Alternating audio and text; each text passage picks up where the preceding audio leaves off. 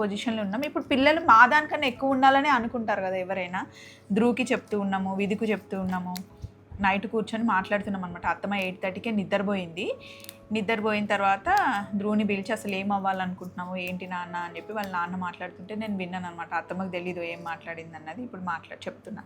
ఏం జరిగినా మేమిద్దరం అత్త కోడళ్ళం పొద్దున్నే డిస్కస్ చేసుకుంటాము. పాలిటెక్నిక్ అయిపోయిన తర్వాత బీటెక్ చేసి ఇంజనీరింగ్ చేస్తే కాలేజ్కి 35,000 ఎంతో అడిగితే కట్టనన్న నా దగ్గర లేవు, చెల్లె పెళ్ళి చేయాలి, నీకు ఇప్పుడు ఇది చేసేస్తే రేపు ఫ్యూచర్ ఎట్లుంటుందో ఏమో, నేను ఎవరి దగ్గర అప్పు చేయాలి అని చెప్పి అనిందంటే ఇప్పటికి మా ఆయన అంటాడు, మా అమ్మ కట్టమంటే అప్పుడు కట్టలేదు, నన్ను నమ్మలేదు, కానీ నేనే జాబ్ చేస్తూ పార్ట్ టైం నైట్ టైం కాలేజ్కి వెళ్ళి చదువుకొని నేను ఇప్పుడు ఈ పొజిషన్కి వచ్చినాను. ఇప్పుడు is the head of the company. ఎవరికి వాళ్ళు జాబులు చేసుకుంటున్నారు, ఎవరికి వాళ్ళు హ్యాపీగా ఉన్నారు. నువ్వు హ్యాపీగా ఉన్నావా? నేను చాలా హ్యాపీగా ఉన్నా. నాకు అదే ఆనందానికే ఇంత బాగున్నా. నేను మేమందరం ఉండి కూడా మా పిల్లలు తక్కువ మార్కులు వచ్చినాయని అన్నారు. అప్పుడు నాకు చాలా హ్యాపీ అయింది. అంటండి మా ఆయన ఇప్పటికీ జ్యోతి స్కూల్లో నేమ్ ఉంటుందన్నమాట. సో అప్పుడు మీరు ఎవ్వరు ఏం చెప్పకపోతున్నా కన్నకి. నేను కూడా లేను కదా. అత్తమ్మతో కూర్చొని గోంగూర ఒలుస్తూ కాసేపు కబుర్లు చెప్పాలనిపించింది. మీరు కూడా అత్తమ్మతో వీడియో చూసి చాలా రోజులు అయింది కదా. అమ్మ ఇప్పుడు నా పెద్ద కొడుకు 10th క్లాస్కి వచ్చిండమ్మా. నిన్న నైట్ నువ్వు పడుకున్న తర్వాత కన్నా చెర్రీని పిలిచి, ధ్రువ్ నువ్వు మంచి చదువుకోవాలి నాన్న, ఇప్పుడంటే నేను మీకు అంత సపోర్ట్ చేస్తున్నా, అంత మంచిగా ఉంది, కానీ నేను 10th చదివినప్పుడు మామయ్యకి అప్పుడే క్యాన్సర్ వచ్చిందంట. సో మా మామయ్య హాస్పిటల్లో ఉన్నారంట, మా నాన్న హాస్పిటల్లో ఉన్నా మాకు చెప్పారు మా నాన్న బతకడు అని తెలిసినా కూడా నేను ఆ టెన్షన్లో నేను చదువుకోవాలి, మా అమ్మకి సపోర్ట్ చేయాలి అని 4 గంటలకి ఆయననే లెగిసి చదువుకొని రాత్రి 12 గంటల వరకు చదువుకొని 98% తెచ్చుకున్నాడంటండి మా ఆయన.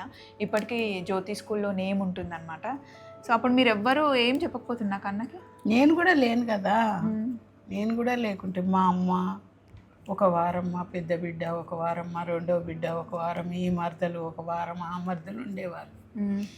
నా కొడుకు లేచి చదువుతుంటే మా అమ్మమ్మకు బాధ, ఎందుకు చదువుతున్నావు, గీ చదువు నీకు రాదా అంటే, నేను ఫెయిల్ అయితే బండి కింద తలకాయ పెట్టి చచ్చిపోతే కానీ నేను ఉండను, నేను ఖచ్చితంగా పాస్ కావాలి అమ్మమ్మ అని అన్నాడంట. మా అమ్మ చచ్చేదాకా చెప్పేది. తర్వాత నా కొడుకు మంచి మార్కులు వచ్చినాక ఫోన్ చేసి హాస్పిటల్ ఉంటే చెప్తే మా ఆయన, ఈ మార్కులకేనా నువ్వు చెప్పేది అన్నాడు. ఇంకెంత వస్తాయి అమ్మా 98%. నాకు చాలా బాధేసి ఏడ్చిన, ఏంది ఇలా అంటున్నాడు అని. నాకు అంతగా తెలియదు కదా.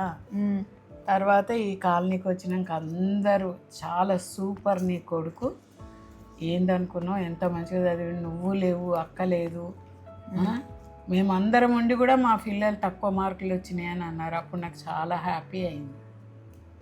కానీ ఎప్పుడు కూడా నన్ను ఇంత అది కావాలి, ఇది టేస్ట్ లేదు, అది లేదు, నా కొడుకు ఎట్లా చెప్తే అట్లా చెప్పిండు. కానీ ఈ రోజులు నేను ఇంత కొండెక్కి కూర్చున్నా అందరితోటి. నాకు అదే ఆనందం. నా పిల్లలందరూ నేను చెప్పినట్టు విన్నారు, అందరు బాగుపడ్డారు, ఎవరికి వాళ్ళు జాబులు చేసుకుంటున్నారు, ఎవరికి వాళ్ళు హ్యాపీగా ఉన్నారు. నువ్వు హ్యాపీగా ఉన్నావా? నేను చాలా హ్యాపీగా ఉన్నా. నాకు అదే ఆనందానికే ఇంత బాగున్నా నేను. కాకపోతే ఇక మనిషి అన్న తర్వాత రోగాలు రావా, కానీ ఏంటో నాకు తృప్తి.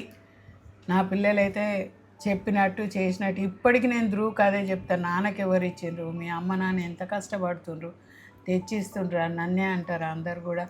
ఇంట్లో నా నానమ్మ దగ్గర పెరిగిండ్రు పిల్లలు, మంచిగా లేరు అంటారు, మీరు మంచి అలవాట్లు నేర్చుకుంటారు, మంచిగా చదవండి అనే చెప్తే ఇద్దరు పిల్లలకి చెప్పాలమ్మా. చెప్పకపోతే వాళ్ళకి తెలియదు. ఎందుకంటే చాలా మంది చేసే మిస్టేక్ ఏంటి అంటే నానమ్మ దగ్గర అమ్మమ్మ దగ్గర పడుకోబెడితే వాళ్ళ అనుభవాలు పిల్లలతో షేర్ చేసుకుంటారండి. మా అత్తమ్మ ఒక్కరే ఉంది, మా ఆమె లేరు కాబట్టి కంప్లీట్గా విధుని ధ్రువ్ కూడా మా అత్తమ్మ దగ్గర పడుకుంటుండే. ఇప్పుడు అత్త మామ ఇద్దరు ఉన్నారు అనుకోండి, వాళ్ళ ప్రైవసీ వాళ్ళకు ఉండాలి, కానీ అప్పుడప్పుడు ఖచ్చితంగా పడుకోబెడితే వాళ్ళు జరిగినాయి, వాళ్ళు ఎంత కష్టపడ్డాయి, మేము ఎట్లా పెరిగినాము, ఎట్లా పెంచినాము అని తెలుస్తుంది కదమ్మా. ఎందుకు తెలుస్తుంది. మళ్ళీ ఖర్చులు అంటే ఏంటి, ఎప్పుడు పడితే అప్పుడు కొనిస్తుంటే మీకు అడగంగానే ఇస్తే కూడా వాటి విలువ తెలియదు. ఇలా చేయాలి అలా చేయాలి అని చెప్పాలి, తప్పేముందా. ఇప్పటికి కూడా ఎంత మంచి పొజిషన్లో ఉన్నా ఏమున్నా కూడా కన్నా ఎంత చూసి కదమ్మా. మరి వాడు ఎంత కష్టపడ్డాడు అన్నది వానికే తెలుసు కదమ్మా.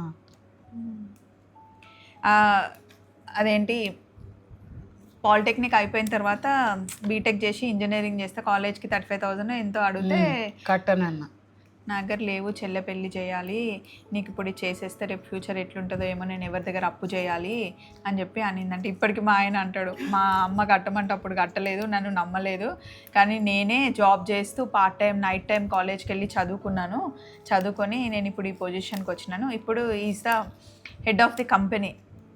నాకు కూడా చాలా ప్రౌడ్గా అనిపిస్తుంది మా హస్బెండ్. అప్పుడప్పుడు కొందరు కామెంట్స్ పెడుతూ ఉంటారు మా హస్బెండ్ గురించి కూడా. తెలియదు వాళ్ళకి మేమేంటి, మేము ఎలా వచ్చాము అని. అలా అని మాకు ఏ లోటు లేదండి, అన్నీ ఉన్నాయి.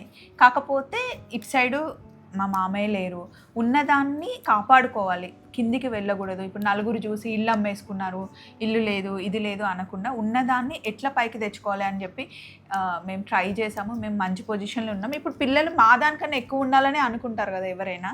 ధ్రువుకి చెప్తూ ఉన్నాము, విధికు చెప్తూ ఉన్నాము, నైట్ కూర్చొని మాట్లాడుతున్నాం అనమాట. అత్తమ్మ 8:30కే నిద్రపోయిన తర్వాత ధ్రువుని పిలిచి అసలు ఏం అవ్వాలనుకుంటున్నావు ఏంటి నాన్న అని చెప్పి వాళ్ళ నాన్న మాట్లాడుతుంటే నేను విన్నాను అనమాట. అత్తమ్మకి తెలీదు ఏం మాట్లాడింది అన్నది. ఇప్పుడు చెప్తున్నా ఏం జరిగినా మేమిద్దరం అత్త కోడళ్ళం పొద్దున్నే డిస్కస్ చేసుకుంటాము. సో మీరు కూడా పిల్లలు, మీరు కష్టపడ్డది వాళ్ళకి తెలియాలి. మీరు పెట్టే ₹1 అయినా సరే అది ఎలా వచ్చింది, ఎంత కష్టపడితే వచ్చింది, అడిగిన వెంటనే అవసరం ఉన్నా లేకపోయినా పిల్లలకి కొనియొద్దండి. అది నిజానికి ఎంతవరకు అవసరం అని తెలుసుకొని పిల్లలకి ఇవ్వడం మంచిది. కానీ మమ్మల్ని అంటది, కానీ మేము ఏమైనా అత్తమ్మ చేసినా నేను చేసినా నచ్చినా నచ్చకపోయినా అడ్జస్ట్ అయి తింటాం. నా కొడుకు తినకపోతే అట్లా చెప్పమని చెప్పండి మా అత్తమ్మకి ఫస్ట్. ఇంకొకటి చేసి పిల్లలు కదని, పిల్లలు అయితే ఇక వాడు ఒక్కడే అట్లా చిన్నోడు అడ్జస్ట్ అవుతాడు కానీ పెద్దోడు కాడు. మరి కన్నకి నచ్చలేదంటే తిను ఏం కాదు అని చెప్పి కొడుకు కదా, కొడుకైనా రేపు పొద్దున తేడా ఉండదా? రేపు పొద్దున్న నీ మన్మరాలు వచ్చిందనుకో, నా కోడలు నన్ను తిట్టదా, ఏందత్తమ్మా ఇట్లా పెంచిన, ఒక్కరోజు కూడా మంచిగా లేకపోతే తినడు నీ కొడుకు అంటే నేనేం చేయాలి? ఇప్పుడు అక్షయ్ వాళ్ళ భార్య అంటే లేదా, ఎంత గయ్యాలుడు అంటే వాడు అమాయకుడు అని చెప్తున్నాం.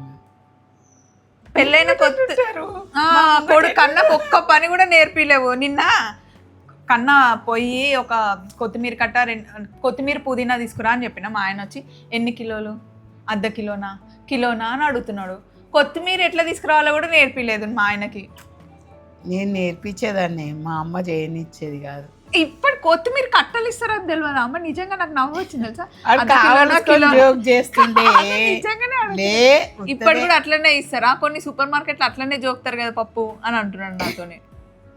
సో అదండి, ఊరికే సరదాగా ఇట్లా అత్తమ్మతో మాట్లాడుతూ ఉన్నాం అనమాట. మళ్ళీ ఇంకొక ఏది ప్లగ్ పోయిందన్నా ఏమి ఇరగొట్టినావా అంటాడు. ఆడ తాడు తెగిందిరా అంటే నువ్వు తెంపేసినావా అంటాడు. నేను గుంజుతానా తాళ్ళను? చిన్నప్పటి నుండి మా ఆయనకి ఏదన్నా చూస్తే కొంచెం రిపేర్ వస్తే మొత్తం ఓపెన్ చేసి పెడతాడు. మళ్ళీ దాన్ని సెట్ చేయడం రాదు, కింద మీద పడతాడు. పొద్దున్న లేస్తే రిపేర్లు చేస్తూనే ఉంటాడు అనమాట. చలో మరి చాలా కష్టం. అబ్బా కొడుకు ఒక్కడికే కష్టం, అందరు కష్టపడుతులేడా? అందరు కష్టపడ్డారు కానీ ఒక్కొక్కరు ఒక్కొక్క విధంగా ఉంటారు కదా ప్రపంచం మీద. పిల్లలు 3 కూతుర్లున్నా ఒక్కడే కొడుకు కాబట్టి ఎంతైనా కొంచెం ప్రేమ అక్కడనే ఎక్కువ ఉంటుంది కదా. అట్లేం లేదు. అవును నాకు తెలుసు, అందరి మీద గుంజుతుంది, కన్న మీద కొంచెం ఎక్కువ గుంజుతుంది.